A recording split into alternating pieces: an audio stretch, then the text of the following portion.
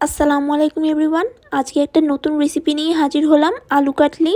সকালের নাস্তা পরোটার সাথে অথবা দুপুরের খাবার ভাতের সাথেও আপনারা পরিবেশন করে খেতে পারবেন। এখন এই সময়টার মধ্যে কিন্তু সবার বাসায় আলু পাওয়া যায়। তো ঘরে থাকা উপকরণ দিয়ে আপনারা খুব সহজে এই আলু কাটলিটা বানিয়ে নিতে পারবেন। খেতে অসম্ভব মজার, খেতে কিছুটা ঝাল হবে কিন্তু ভালোই লাগবে খেতে। আলু কাটলিটা তৈরি করার জন্য এখন চলে যাই মূল রেসিপিতে। এখানে আমি গোল করে আলুগুলো কেটে নিয়েছি। একটু মোটা করেই কেটে নেবেন, না হলে কিন্তু পরে এগুলো ভাজার সময় ভেঙে যেতে পারে। তাই সামান্য একটু মোটা করে কেটে নেবেন। আমি যেরকম দেখেছি এর থেকে একটু মোটা হলে ভালো হয়, তাহলে আর ভাঙার সম্ভাবনা থাকবে না। এখন আমি এই টমেটোগুলোকে খুব সুন্দরভাবে কেটে নিয়েছি, তারপরে একেবারে ছুরির সাহায্যে একেবারে মিহির করে কেটে নিয়েছি। মানে দেখতেই পাচ্ছেন একেবারে ছোট ছোট করে কেটেছি। তো এই আলু কাটলিটা বানানোর জন্য এখন আমি পাতিলের মধ্যে দিয়ে দিচ্ছি বেশি করে পরিমাণের সরিষার তেল। আপনারা কিন্তু চাইলে সয়াবিন তেলও দিতে পারবেন, কিন্তু তেলের পরিমাণটা কিন্তু একটু বেশি করে দিয়ে এগুলোকে ভেজে নিতে হবে।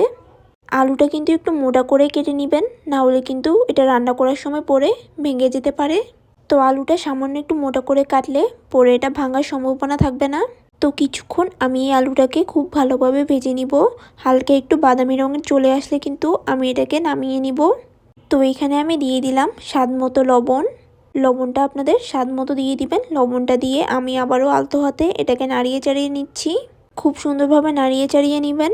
একটু খেয়াল রাখবেন যাতে করে আলুগুলো ভেঙে না যায়, পরে এটা সুন্দর লাগবে না দেখতে। তো আলুগুলোকে আমি হালকা বাদামি রঙের করে ভেজে নিয়েছি। আলুগুলো কিন্তু সিদ্ধও হয়ে গিয়েছে। এখন পাতিলের থেকে কিছুটা পরিমাণ তেল কমিয়ে নেবার পর আমি এখন এখানে ভেজে নিব হচ্ছে গিয়ে শুকনো মরিচ। শুকনো মরিচটা নামিয়ে নেবার পর আমি এখন এখানে দিয়ে দিব দুটো তেজপাতা ছোট দেখে। তারপরে দিয়ে দিচ্ছি এখানে হাফ চা চামচের মতো আস্ত জিরা। তো এই দুইটা জিনিস দিয়ে দেওয়ার পর এখন কয়েক সেকেন্ড এগুলোকে একটু ভেজে নিব। তো ভাজা হয়ে যাওয়ার পর এখন এখানে দিয়ে দিচ্ছি সেই টমেটো পেস্টটা। এখন এই টমেটো পেস্টটা দিয়ে দেওয়ার পর এখন খুব ভালোভাবে এটাকে কিছুক্ষণ রান্না করে নিতে হবে। তো কিছুক্ষণ নাড়িয়ে চাড়িয়ে রান্না করে নেওয়ার পর আমি এখানে দিয়ে দিচ্ছি কাঁচামরিচ। 2 থেকে 3টা কাঁচামরিচ আমি কেটে এখানে দিয়ে দিয়েছি। তো এই কাঁচামরিচটা দিয়ে দেওয়ার পর এখন আমি এগুলোকে সুন্দরভাবে নাড়িয়ে চাড়িয়ে নিচ্ছি। তো তারপরে আমি এখন এখানে দিয়ে দিব হচ্ছে গিয়ে স্বাদ মতো লবণ।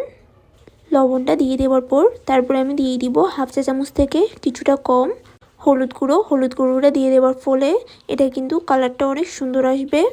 এখন এটাকে খুব ভালোভাবে আবারও কষানোর জন্য আমি এখানে দিয়ে দিচ্ছি সামান্য একটু পানি, 2/1 কাপ।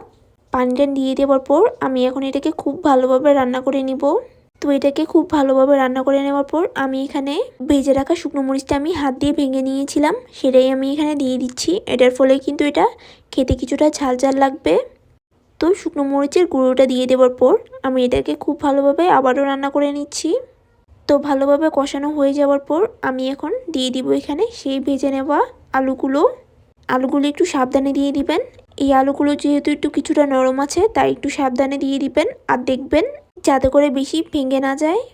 তো আলুটা দিয়ে দেওয়ার পর আমি একটু আস্তে ধীরে এটাকে একটু নাড়িয়ে চাড়িয়ে দিচ্ছি। দেখতেই পাচ্ছেন কালারটা কত সুন্দর এসেছে। আর আপনারা চাইলে কিন্তু আরেকটা কাজ করতে পারেন। প্রথমে আলুগুলো ভাজার সময় কিন্তু আরেকটু কড়া করেও ভাজলে সমস্যা নেই, তখনও কিন্তু খেতে বেশ ভালোই লাগবে। চাইলে আপনারা সেভাবে করে ভাজতে পারেন। আমি একটু কম করেই ভেজেছি। যেভাবে করুন না কেন এই আলু কাটলিটা খেতে খুব বেশি ভালো লাগবে। আশা করছি একবার হলেও সকালের নাস্তায় এটা বানিয়ে দেখবেন।